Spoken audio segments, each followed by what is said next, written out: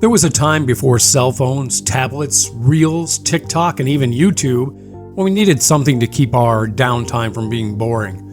Some devices were created to keep our hands and our minds busy, but the most popular was also the most challenging. This is All Request History, the history of Rubik's Cube. Hit the subscribe button, put a request in the comments, and your curiosity could become our next video. Now let's go back to 1974. The toy closet in most American homes were filled with board games, Barbie dolls, Slinkies, and Legos. Digging down even further, you might find Stretch Armstrong or even a spirograph. But what about some quiet time? Reading a book, crayons? Even silly putty got boring after a very short time, but if you were one of the lucky kids to get your hands on a Rubik's Cube, boredom was probably replaced somewhere between time-sucking excitement and anger-induced frustration. Some of us cheated by peeling off the colored stickers, while others resorted to pliers and screwdrivers to help solve this crazy, almost impossible puzzle. The story begins in Budapest, Hungary, where a young architect and professor named Erno Rubik was looking for a way to help his students understand three-dimensional geometry. Little did he know his invention would go far beyond the classroom. Rubik created the cube made out of wood and rubber bands, with each face made up of smaller squares that would rotate independently. At first, he didn't even think this would be a useful tool, as it took him well over a month to reach his own goal of returning this odd little puzzle to its starting configuration. Question: what movie shows salesman Chris Gardner solving the Rubik's Cube in a taxicab? The answer is coming up. Now, this original tactile puzzle was for Rubik's students to understand geometry, three-dimensional spaces, algorithms, and fractions. He called it the Magic Cube, and it became a popular tool in Rubik's classes at the Budapest College of Applied Arts.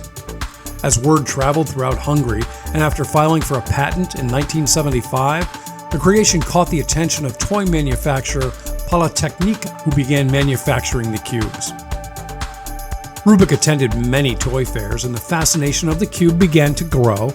By 1978, still called the Magic Cube, a British manufacturer, Pentagle Puzzles, began to mass-produce the cubes.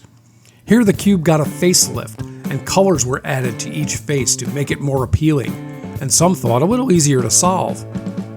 At a popular toy fair in Nuremberg, Germany in 1979, the cube caught the attention of American inventor and toy maker Tom Kremer.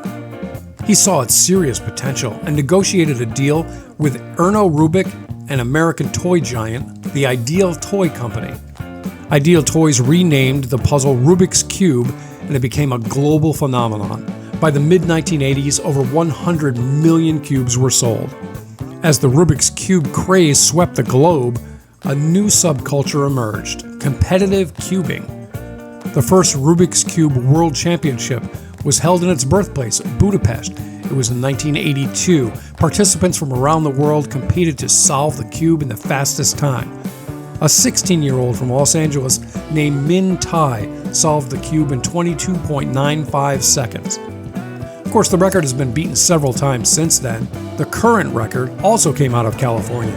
It was achieved by Long Beach's Max Park in July 2023 in 3.3 seconds. Here are a few more Rubik's Cube fun facts. The actual fastest solved cube was by Sub-1. Yeah, that's a robot in 2016. It completed a fully scrambled cube in less than 1 second. If you're keeping track at home, it solved it in 0.887 seconds.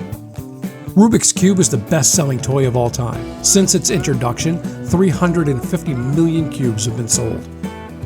The largest cube ever made was 6 feet 7 inches cubed. Tony Fisher of Great Britain built this fully functional cube in 2017. The most expensive ever made was created for the cube's 15th anniversary in 1995 by Diamond Cutters International. Each side is constructed with colored precious gemstones, and it's valued at $1.5 million. The number of combinations the cube can twist into is mind-blowing. The number is 43 quintillion. Here's what that number looks like.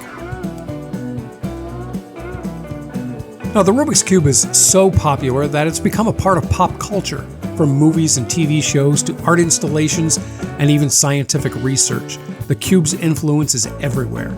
It appeared in TV shows like Family Guy, South Park, Better Call Saul, and of course, The Big Bang Theory. You can spot it in movies like Wall-E, Despicable Me, and Armageddon. And to answer our earlier question, what movie shows salesman Chris Gardner solving a Rubik's Cube in a taxi cab?